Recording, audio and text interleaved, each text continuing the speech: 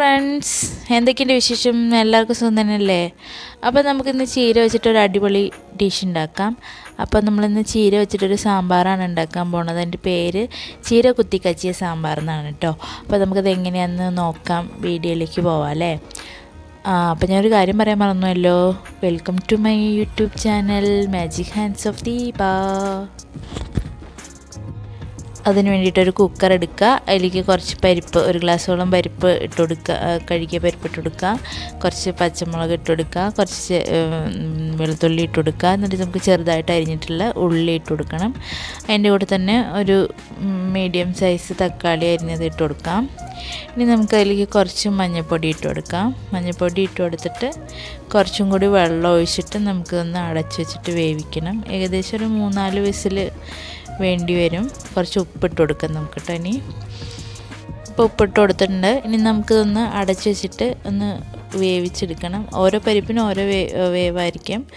അപ്പോൾ നമ്മൾ കുറച്ചും കൂടി വെള്ളം ഒഴിച്ച് കൊടുക്കുക. എന്നിട്ട് നല്ലപോലെ ഒരു 3-4 വിസിൽ വരുന്നിടം വരെ വേവിക്കുക. ഈ പരിപ്പിന് 3-4 വിസിലൊക്കെ മതി.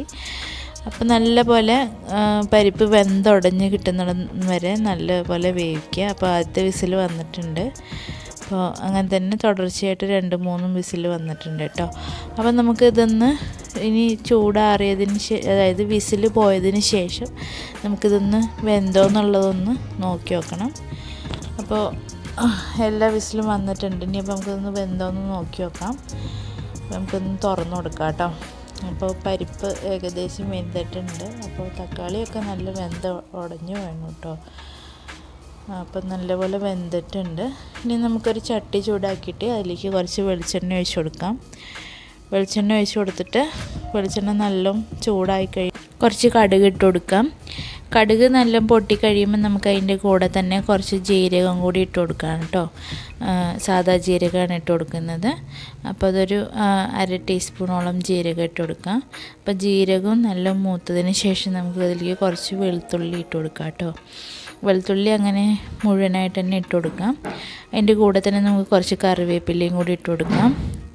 അപ്പോൾ കറിവേപ്പിലയും ഒക്കെ നല്ലപോലെ ഒന്ന് വഴണ്ട് വന്ന് കഴിയുമ്പോൾ നമുക്ക് ഒരു ഉള്ളി നല്ല ചെറുതായിട്ടുള്ള അരിഞ്ഞിട്ടെടുത്തിട്ടുള്ള ഉള്ളി നമുക്കതിൻ്റെ കൂടെ ഇട്ട് കൊടുക്കാം. ഇനി നമുക്ക് ഉള്ളി പെട്ടെന്ന് വഴറ്റി കിട്ടണമെങ്കിൽ കുറച്ച് ഉപ്പിട്ട് കൊടുക്കാം. ഉപ്പിട്ട് കൊടുത്തിട്ട് വേണമെന്നുണ്ടെങ്കിൽ ഇട്ടാൽ മതി, അല്ലെങ്കിൽ പെട്ടെന്ന് ചെറിയ തീയിൽ വെച്ചിട്ട് വഴറ്റിയെടുത്താൽ മതി. ഇനി ഉള്ളി നല്ല സോഫ്റ്റായി കഴിയുമ്പോൾ നമുക്കിനി അതിലേക്ക് നമുക്ക് പൊടികളൊക്കെ ചേർത്ത് കൊടുക്കാം. അപ്പോൾ ഞാൻ കുറച്ചും കൂടി ഉപ്പ് ചേർത്ത് കൊടുക്കുകയാണ്.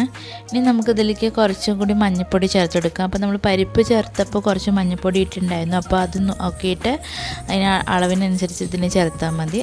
നമുക്ക് അതിലേക്ക് കുറച്ച് മുളക് പൊടിയും കൂടി ചേർത്ത് കൊടുക്കാം. ഇനി നമുക്ക് കുറച്ച് കായപ്പൊടി ചേർത്ത് കൊടുക്കണം. ഒരു 1/4 ടീസ്പൂണ് കായപ്പൊടി ചേർത്ത് കൊടുത്താൽ മതി. ഒത്തിരി കായപ്പൊടി ചേർക്കേണ്ട ആവശ്യമില്ല. ഇനി നമുക്കിതിലേക്ക് കുറച്ചും കൂടി സാമ്പാർ പൊടി ചേർത്ത് കൊടുക്കാൻ പോവുകയാണ്. അപ്പോൾ സാമ്പാർ പൊടി കുറച്ച് അത്യാവശ്യം ചേർത്തോളൂ കേട്ടോ. ഒരു 3-3.5 സ്പൂണോളം സാമ്പാർ പൊടി ചേർത്തോളൂ കേട്ടോ.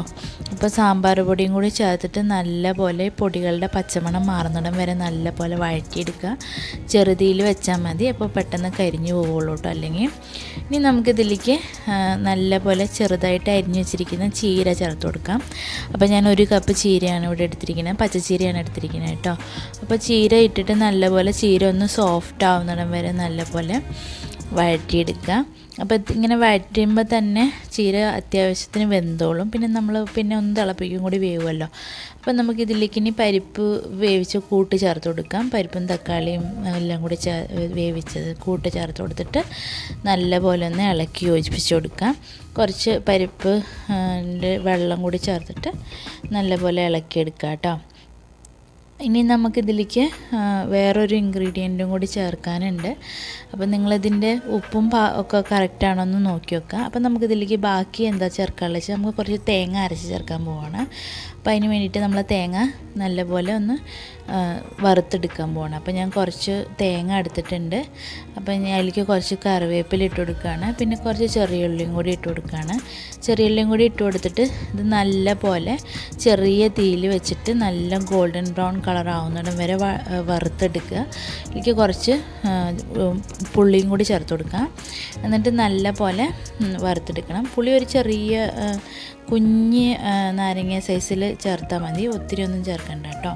അപ്പോൾ അത് നല്ലപോലെ വറുത്ത് വന്നിട്ടുണ്ട്. ഇനി നമുക്കിതൊന്ന് നല്ലപോലെ അരച്ചെടുക്കണം. അപ്പോൾ നല്ല പേസ്റ്റ് പോലെ അരച്ചെടുക്കുക. എന്നിട്ട് നമുക്ക് ഈ അരപ്പ് നമ്മുടെ സാമ്പാറിലേക്ക് ഒഴിച്ചു കൊടുക്കാം. അപ്പോൾ ഇനി നമുക്ക് ആ അരപ്പിൽ കുറച്ചും കൂടി വെള്ളം കൂടി ചേർത്തിട്ട് ഇത് നല്ലപോലെ ഒന്ന് തിളപ്പിച്ചെടുക്കണം. അപ്പോൾ ഇനി നമുക്കൊന്ന് നല്ല ഇളക്കി യോജിപ്പിച്ചിട്ട് നല്ല ഒന്ന് തിളപ്പിച്ചെടുക്കുക. അപ്പോൾ നല്ല തിളച്ച് ചാറൊന്നും കൂടി കുറുകി വരുന്ന ആ സമയത്ത് നമുക്ക് കുറച്ച് ഉലുവ പൊടിച്ചതും കൂടി ചേർത്ത് കൊടുക്കാം. അപ്പം നമ്മുടെ സാമ്പാർ ഏകദേശം റെഡി ആയിട്ടുണ്ട് കേട്ടോ. അപ്പം നമുക്കിനി ഇതൊന്ന് തിളപ്പിച്ചെടുക്കാം. പിന്നെ കുറച്ച് ഉപ്പ് കുറവുണ്ടായിരുന്നു, ഞാൻ അതും കൂടി ചേർത്ത് കൊടുത്തിട്ടുണ്ട്. അപ്പോൾ നമുക്ക് ഇനി അതൊന്ന് നല്ലപോലെ ഒന്ന് തിളപ്പിച്ച് കൊടുക്കണം. പിന്നെ കുറച്ച് ഉലുവപ്പൊടിയും കൂടി ചേർത്ത് കൊടുക്കണം. അപ്പം നമ്മുടെ രുചികരമായിട്ടുള്ള ചീര കുത്തിക്കാച്ചിയ സാമ്പാർ റെഡി ആയിട്ടുണ്ട് കേട്ടോ. നല്ല ടേസ്റ്റ് ആയിട്ടുള്ള സാമ്പാറാണ്. നമുക്ക് ദോശ, ഇഡ്ഡലി, ചോറ്, പിന്നെ ഇടിയപ്പത്തിൻ്റെ കൂടെയൊക്കെ കഴിക്കാൻ പറ്റും. അപ്പോൾ അവരെല്ലാവരും വീട്ടിലുണ്ടാക്കി നോക്കിയിട്ട് എങ്ങനെയുണ്ടെന്ന് ഫീഡ്ബാക്കൊക്കെ പറയണം കേട്ടോ. അപ്പോൾ എൻ്റെ റെസിപ്പീസ് എല്ലാവർക്കും ഇഷ്ടപ്പെടുന്നുണ്ടെന്ന് വിചാരിക്കുകയാണ്. അടുത്ത വിശേഷങ്ങളൊക്കെ ഇത്രയൊക്കെ തന്നെയുള്ളൂ. അപ്പോൾ ഇതിൽ നല്ലൊരു റെസിപ്പി ആയിട്ട് നമുക്ക് അടുത്ത വീഡിയോയിൽ കാണാം. അപ്പോൾ ഇത് നല്ലൊരു സാമ്പാറാണ് കേട്ടോ, നല്ല വെറൈറ്റി ആയിട്ടുള്ളൊരു സാമ്പാറാണ്. അപ്പോൾ എല്ലാവരും ഉണ്ടാക്കി നോക്കിയിട്ട് എങ്ങനെയുണ്ടെന്ന് ഫീഡ്ബാക്കൊക്കെ പറയണം കേട്ടോ. അപ്പോൾ എല്ലാവരും അവരവരുടെ വീട്ടിൽ സന്തോഷമായിട്ടിരിക്കുക, ഹെൽത്തി ആയിട്ടുള്ള ഭക്ഷണങ്ങളൊക്കെ കഴിക്കുക, പരസ്പരം സ്നേഹിച്ച് ജീവിക്കുക. അപ്പോൾ അത്രയ്ക്ക് തന്നെയുള്ളൂ. Thank you for watching.